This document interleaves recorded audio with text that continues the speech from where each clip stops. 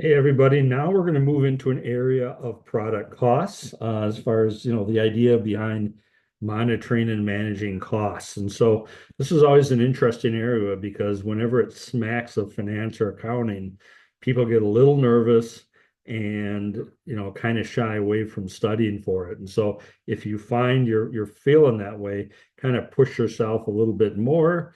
Don't hesitate to reach out. Part of my background is in accounting, so I'm comfortable answering any questions you've got. So in this first section, we're talking about determining the different types of product costs, be it direct, indirect, overhead, fixed, variable, landed, et cetera. And we have different definitions of cost depending on the need. We have to define a set of costs one way for financial reporting, and we're required to report those specific costs a specific way.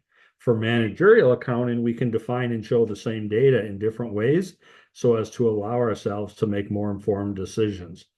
Having said that, often the data and the values are the same, but called a different name that is descriptive of what we're trying to manage here. So, I always tease with the students a bit to have a little fun. We talk about pizza, and I scribble it up on the screen. Do you like your pizza in slices or do you like them in squares? And more often than not, it's slices over squares. But boy, people sure get vociferous on their opinion on which the way the pizza is going to be. But the reality is, it's the same pizza, and I say it that way, and I use that as an example because it helps get across the point that I'm driving at here. Is it's the same data. It's just on the managerial side, it's called something different because we're slicing the pizza a little bit differently for the type of decision we've got to make. So essentially, I'd say go with the names of costs as defined in the income statement, balance sheet, uh, cash flow statement, whatever, as your foundation, and then define them as needed for your decision making. But that's on the managerial accounting side where you would do that. The importance of this at work is kind of arguable and questionable to me at times, I got to confess. We certainly need to define the different types of costs properly for the exam, and we need to call them the right thing at work so we have everyone on the same page, understanding wise.